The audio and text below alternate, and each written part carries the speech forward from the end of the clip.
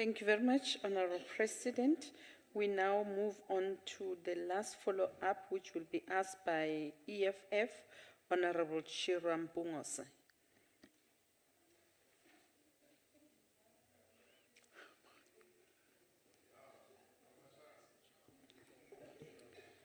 Ngiyabonga Sihlalo.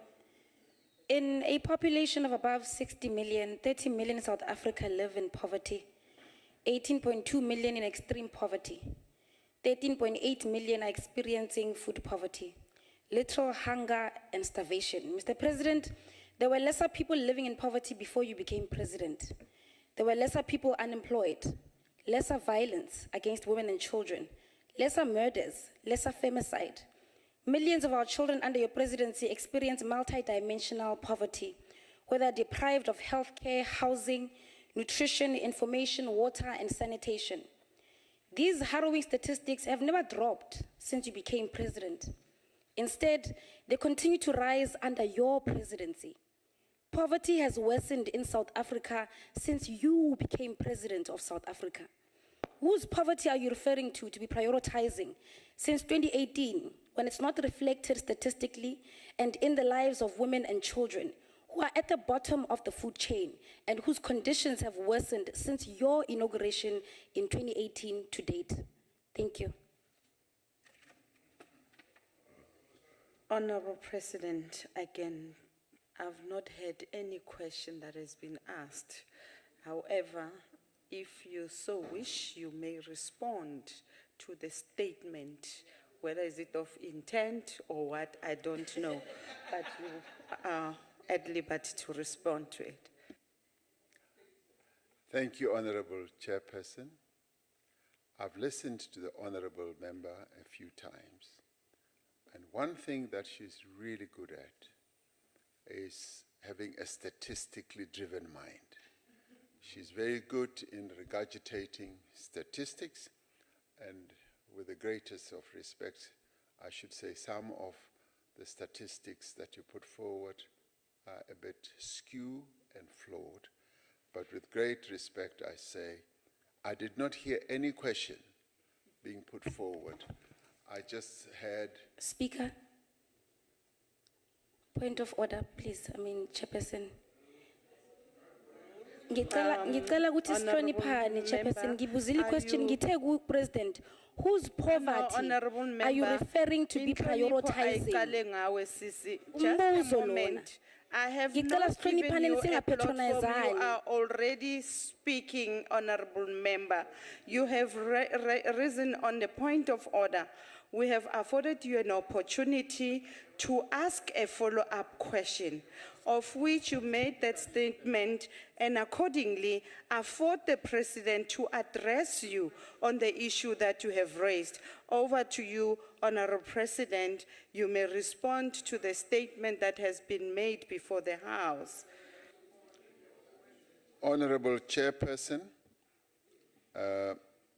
it's a pity that Honorable Member did not allow me to continue, because much as she did not really put a question forward, what I was going to favor her with is precisely a response to the comment that she made, because she asks, or she seems to ask, which poverty am I referring to?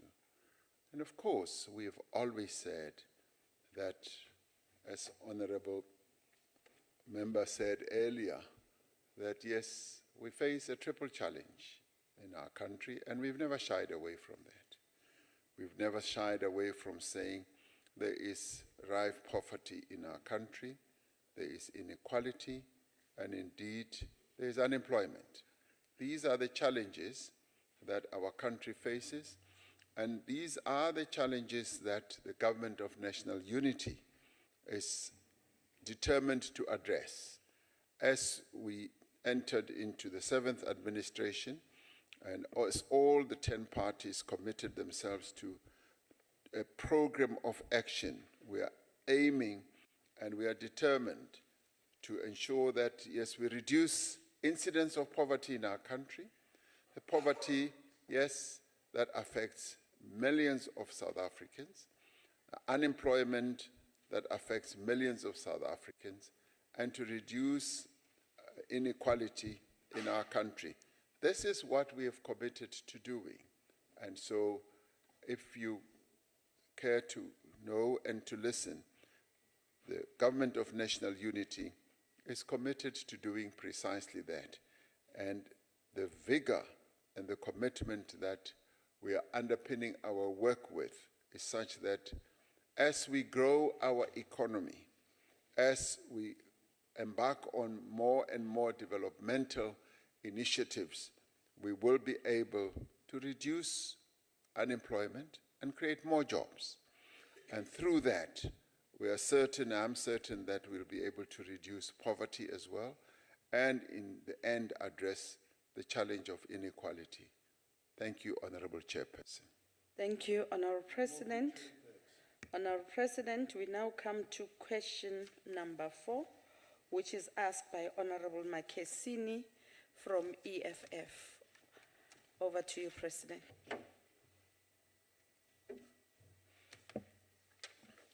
Honorable Chairperson, the policy direction of the Government of National Unity was outlined in the opening of Parliament address that I made on the 18th of July 2024.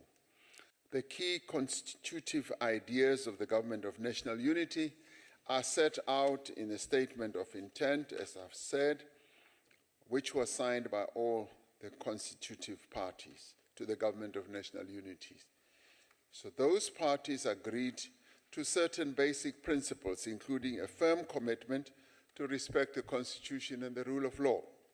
The principles included a commitment to promote accountability, transparency, integrity, and good governance. The parties also agreed to a minimum program as the foundation of the work of the GNU.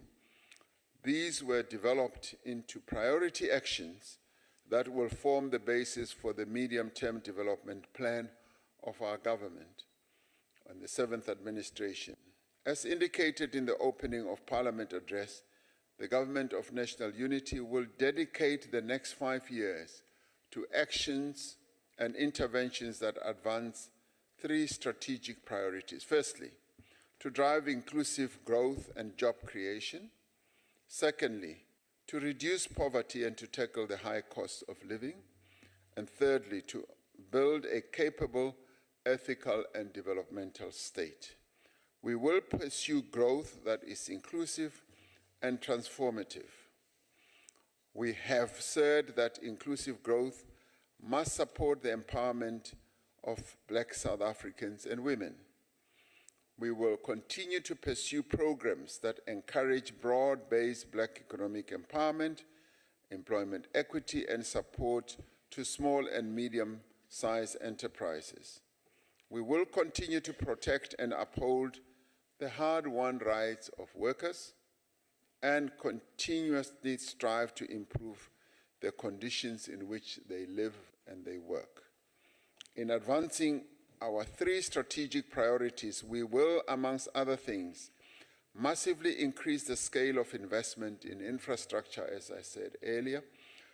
We will expand the presidential employment stimulus, and as part of poverty alleviation measures, we will ensure that local government implements the indigent policy. We will review existing housing policies to enable people to live closer to economic opportunities. Importantly, we will invest in the people of South Africa. This includes efforts to achieve universal access to early childhood development. It includes the expansion of vocational and technical training in schools, as well as post-school institutions. As part of the implementation of the NHI, as I said, we will strengthen our healthcare system. To improve the capability of the state, we will work with provincial governments to stabilize local government and improve service delivery processes. We are strengthening law enforcement agencies to address crime as well as corruption. We recognize that the GNU is comprised of parties from across the political spectrum, representing a range of political and ideological perspectives. However, we have been able to agree on a common program of action that provides a basis for far-reaching social and economic transformation.